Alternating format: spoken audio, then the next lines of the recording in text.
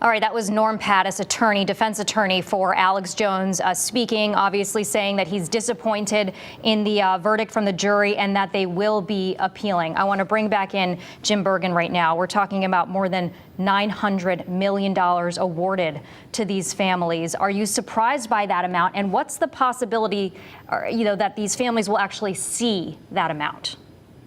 I think the possibility that they're going to see it is very good because this guy has amassed so much money. It will be quite a task to break it down. And this guy obviously refuses to cooperate with all legal process at every opportunity. So it will still be a struggle to get it. But it seems to me from what evidence was presented at the trial, he still pours in the money. And so they will get as much money as they can get out of him or free speech systems. And remember, at the trial, they showed that he controls everything and everybody. So the idea that he's somehow going to be able to escape payment because of how he's moved the money around is very unlikely. But it will be a battle because nothing has been other than a battle. So I did not hear what Norm had to say, but I can tell you that I did not think that the plaintiff's theory of 550 million times, 15 people made a lot of sense. It didn't actually track the specific law on compensatory damages. So I am impressed that they followed the judge's legal instructions and not the arguments that would have led to like an 8 billion or something. Instead, if you look at it, it's different for each individual plaintiff or couple. And when you do it that way, it demonstrates that the jury considered specific evidence for each person. That's very hard to overturn on appeal. Jim, I'm being told right now there's a setup outside of court, so people will come and give their reactions that are involved in the case. Again, we just heard from Norm Pattis. I assume at some point we are going to hear from the plaintiff's attorneys. What's not clear right now is if any of the families will be speaking and giving their reaction. And, we have to touch on the human toll that Alex Jones's lives took on these families who are already going through the loss of their children, and then on top of that being harassed for years. I mean, we're talking a decade by these conspiracy theories and people who believed what Alex Jones was saying. And you saw that emotion in court today. The largest amount of damages awarded to one of the plaintiffs was Robbie Parker, $120 million, $60 million for defamation and slander damages, $60 million for the emotional distress, for a total of $120 million.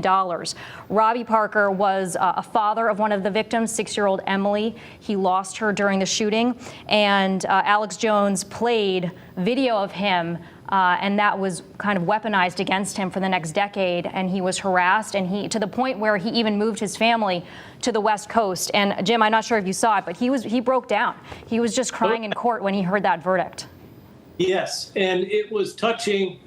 And when you talk about 10 years, the jury actually had to account for their expected harm for the rest of their lives. And so anybody can do the life expectancy tables and figure they're going to live to maybe plus or minus 80 years old, conservatively. And so just do the math, and you can see while it looks astronomical, it also is an unimaginable harm. Like, I've never seen a case like this, and I look at everything. 43 years I've been doing this. I've never seen a case of such unmitigated hostility and devastation to a human being. So I don't think that they're going to have a lot of luck on appeal. And I think the judge was disciplined. A lot of stuff, where something might come into evidence and somebody would want to argue something from an actual piece of evidence, and she wouldn't let them argue other than on the actual legal issues. That's discipline. And with this kind of a client for Norm Pattis, who had to toe the line of the law, which he did as best he could, while at the same time maintaining the confidence of his client. He's the one who had to thread a needle. I don't think there's much he could do to stop this freight train. Well, not to mention, his client was still speaking about the trial while it was going on, right? I mean, Judge Barbara Bellis was mentioned on his show multiple times. He called the proceedings a kangaroo court. He mocked the proceedings. He mocked the jurors. Sorry to interrupt you, Jen, but he actually mocked the jurors themselves. Yeah, I mean, have you seen that before? What do you do as a defense attorney when your client's doing that? Well, I have definitely had clients with diminished capacity from trauma. Could be a traumatic brain injury, it could be emotional trauma. So I have had to deal with people who lost executive function.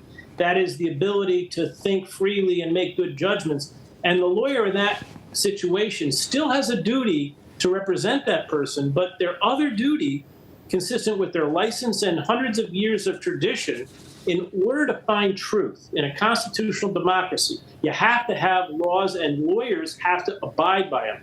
And I watched Norm Pattis do a remarkable job with a client who just loved hating everything about the law. He messed himself up by the way he failed to do anything appropriate during discovery. Then he gets a trial. He makes himself into a jerk in front of the judge, in front of the jury, and he keeps making the money, piling on the money. So that means if I'm a juror, I'm going to calculate every possible harm I can, and I'm going to award it. And here, they did seem to discipline themselves.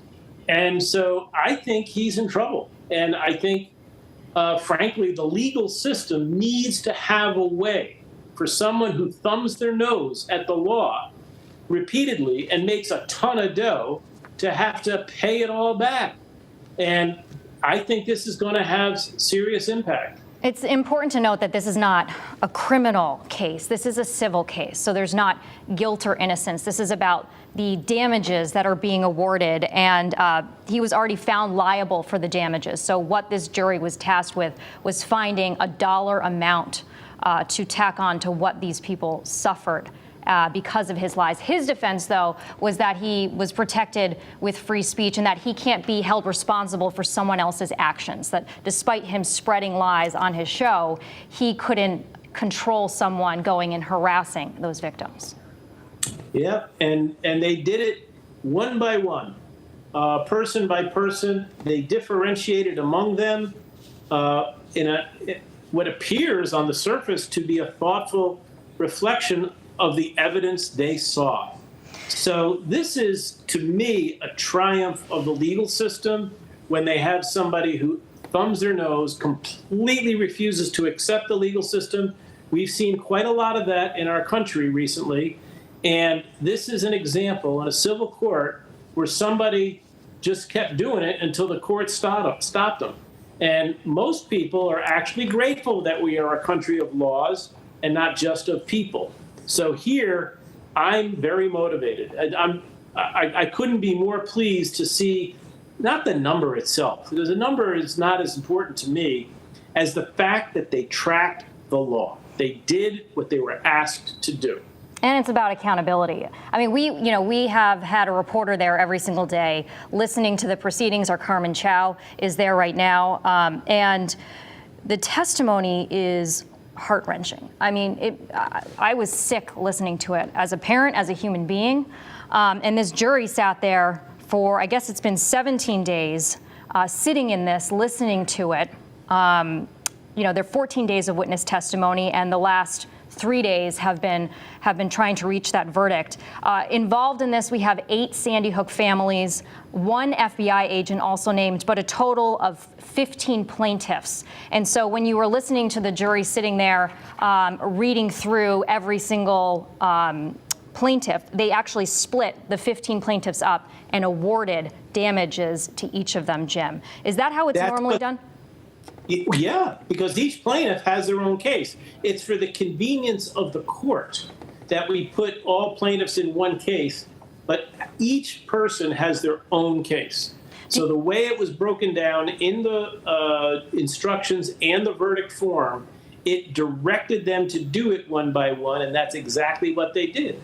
So to me, knowing all the details that go into making a trial, I think this judge kept her cool kept focus, and it looks like the jury itself did the same. So for me, it's a reward of the justice system when somebody just says, I don't care about your justice system. I do whatever I want, which, by the way, you are permitted to do whatever you want, but then you are held accountable. So he did have his freedom of speech, but freedom of speech doesn't mean freedom of consequence. So this is carefully constructed law. This is not fresh, new, radical law. We've had defamation and emotional distress damages for probably over 100 years. This is common law, really. Sure, if you say something, there may be consequences for it. And, we can't let the significance of the fact that this verdict, the entire country is watching this right now, and that verdict rendered right here in Waterbury, in Connecticut, where, our families are in Connecticut, involved, obviously, in Newtown. I don't want to let that significance go. Let's talk about the attorneys, the plaintiff's attorneys here, because we had Chris Maddie, who, we've known well here in Connecticut. He actually prosecuted John Rowland, and he, if you watched any of the trial, was the one who was speaking a lot. Josh Koskoff also involved in this, and he was involved with Sandy Hook families, if I remember, with the Remington lawsuit that was just settled recently, where Sandy Hook families sued Remington, which was the maker of the gun used involved in the Sandy Hook shooting. And as well as Matt Blumenthal, Senator Blumenthal's son, Matt Blumenthal, an attorney and also a state representative. Did you think that they did a good job when they were doing this prosecution? Yes, and because I taught both Chris and Norm Pattis in law school the trial skills, I was able to observe them, and those two in particular really followed the rigors of the trial skills, which were effective. You let the evidence persuade. It's rare. Like there was one time where Chris Maddie got a little emotional, and it was a risk. I generally advise not to ever show emotion. Let the evidence show the emotion, so to speak, rather than the lawyer. And that's hard because I'm a very naturally passionate person. But that's the way it is. You gotta suck up to the jury. It is their case. It's not your case. It's their case.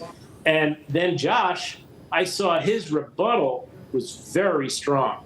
And it really brought out the best of Josh Koskoff. He abided by all the things you're supposed to do in a summation.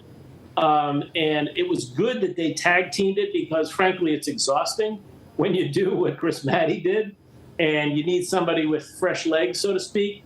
And he was prepared. He knew some of what we were going to hear from Norm, and he went in and basically stood it on its head, and I thought delivered a very effective and powerful summation. The actual summation is the easiest thing to teach in trial advocacy. It's the direct exams, the cross exams. There's so much discipline involved. And I watched Norm and Chris in particular, who were really expert at these skills. They were the best student in their class at 17 and 34 years ago. And so for me, it's a great pleasure to watch that kind of lawyering, especially when it's coupled with disciplined judges who are unafraid to listen and to process everybody's arguments, but stay focused on a very weird case.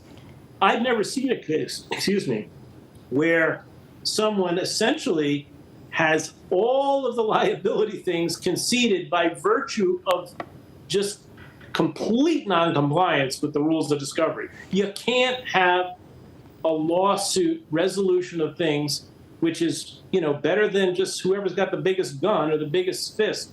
You need to have law. Well, if you're going to have law, people have to play by the rules. You got to give discovery so you can have a fair trial. He did not play at all by the rules, so he lost. And he couldn't argue it again. What did you think when he took the stand? I think it was only for a day, if I recall. It was very dramatic. He reveals himself. The guy doesn't have any other gears. He's got one gear, which is overdrive passion. And it was unseemly, frankly. But it was very wise for him not to get back up because it was just going to be more, blood. Was it a good idea to put him on the stand in the first place? He has to. He was put on during the plaintiff's case. They have a right to call witnesses. It was either that or he's going to go to prison. You can't just say, I'm not coming. You look, if you're going to have a courtroom resolve cases instead of a boxing ring, then you have to play by the rules. Even a boxing ring, you're not allowed to bring in brass knuckles. You got to use boxing gloves. So this is a guy who just didn't play by any of the rules. The plaintiff said, fine, get up on the stand. We know what we're going to do. They had their cross-examination ready. And essentially, they put him on. He's the adversary. You're allowed to use cross-examination style. And believe me, that's what Chris Matty did. And he got crucified by all of his own words. You know, And this isn't over for Alex Jones. I was reading that this is one of 3 lawsuits that are going to a jury. And we do know that over the summer in August, Jones was ordered to pay a family of almost $50 million in damages. And I do have here, too, that Jones's company filed for bankruptcy. What kind of impact could that have on the damages awarded? Well, there are a lot of different kinds of bankruptcy. The most common bankruptcy is one where it's sort of a reorganization. You try to pay your creditor as much as you can. Here, it would be more like a liquidation because there's going to be more owed than he has. And the only way he could continue to pay them off is to continue to do the heinous things he's doing. His whole predicate, his whole reason of making money is to drive people into fear and then sell all kinds of weird stuff at these enormous markups because people just want to buy it because they feel like they're all within their group. But that whole model is corrupt. That's just the way it works. You can't do that. And so I don't think you're going to see any bankruptcy that doesn't require him to liquidate every single thing he has. That's how I would predict. I'm not a bankruptcy lawyer, but we do a lot of bankruptcy work at Shipman & Goodwin. And, I don't see any of these claimants giving up. Now, people may only get a portion. If you liquidate every last dollar that he controls, not just him personally, not just that company, but if he moved his assets around, he knew this was coming for a long time. So anytime you move money knowing of a potential liability, that's called a fraudulent transfer. Now, the word fraud seems to go along with every single thing he does. So it wouldn't surprise me if some of this is going to get into that issue in a bankruptcy court. And then you're going to have a bankruptcy judge with the same challenge. How do you deal with a guy who doesn't comply with any of the rules? But ultimately, they're going to chase down all the money they can. In some ways, it reminds me a little bit of the Madoff thing. People will remember there's been other people who've done horrendous stuff, and ultimately they just have to say, I give up. They got no more money.